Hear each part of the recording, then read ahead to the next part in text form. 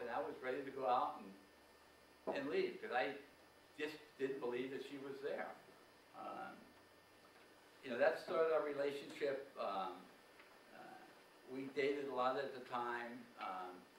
We used to go to jazz supper clubs, which were very popular then, coffee shops. Not supper clubs, coffee shops. And we would argue politics on our dates. We were a little peculiar. You know, at the time is when they were doing the first U.S.-Japanese status of forces agreement.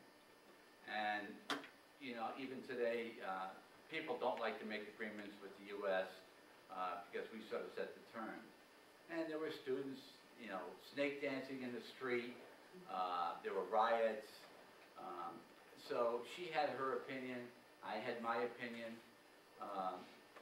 Very ethnocentric, very strong conservative. She was the more liberal. We since switched over the years.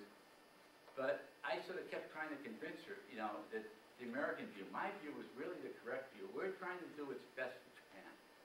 That didn't go very far with her. And I never changed her mind.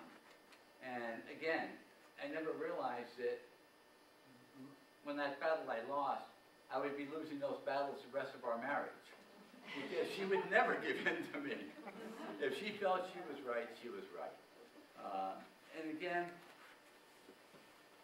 that is something that, you know, I look back, it really I think, made the marriage go good together.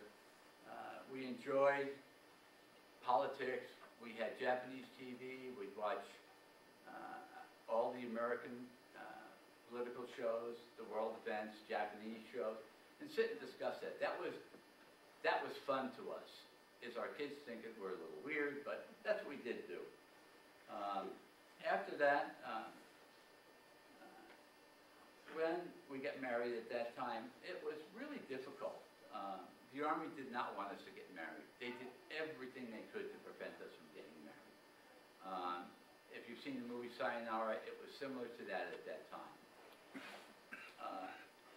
I had to get, as a 21-year-old or 20-year-old, I had to get permission, a letter from my parents saying it was okay. They would just assume that somewhere along the line somebody would say no.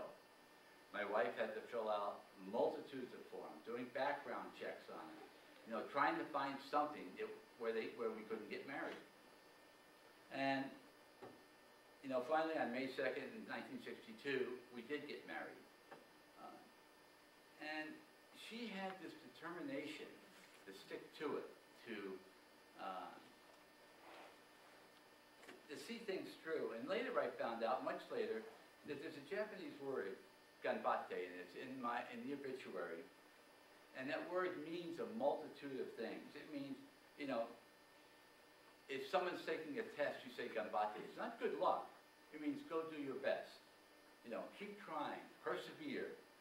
You know, strive to do your best. And that was something that Ritsuko had, that she would really not give up.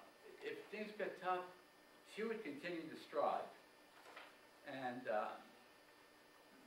through her life and different situations and the illnesses that she had, she really exemplified this ganbatte spirit, you know, really up until she died. When we left Japan, the Army, in its good judgment, transferred us to Georgia in 1964. You know, arriving there, we found out that that was, I believe, the only state that still had a law, a miscegenation law, where interracial marriage was illegal. And that was any race with white. That you should not be married. That was something, and I think we still see that sometimes today. But Ricky put up with that. We lived on an old plantation in one of the outbuildings. The people, the prejudice was there. And I think back, it wasn't really a happy time. But again, she just persevered and put up with it. Luckily, everyone was going to Vietnam, and I was transferred to Paris, France, to NATO. I got there and found out that it was a mistake and I wasn't supposed to be there. But I got to stay.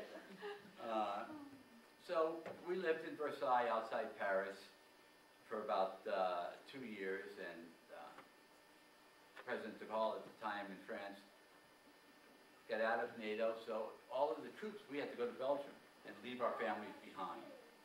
And Ricky stayed for 6 months living in Versailles by herself.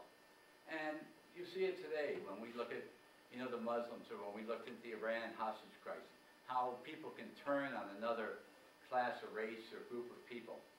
And, you know, and I know the children don't remember, but, you know, they throw rocks at them, spit at them, yell at, you know. It was very mean. People would forget they could no longer speak English. Again, she just sucked it up, didn't complain, just put up with it. And these are things that I thought back on. How did she do all of this? And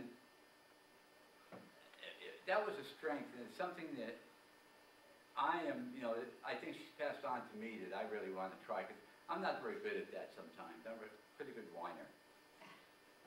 Looking back at some of the things that she wrote about a family, that was really important to her 2 children. And raising them was really the most important thing in her life, be it in Europe or back in the States. Some of the things that she wrote to them and wrote about them. Again, I wish I had kept journals, but it's something that I'm really enjoying reading right now.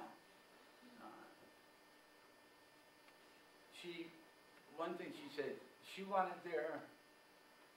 when they were teenagers, that she hoped that their time as children with her were the happiest times of their life.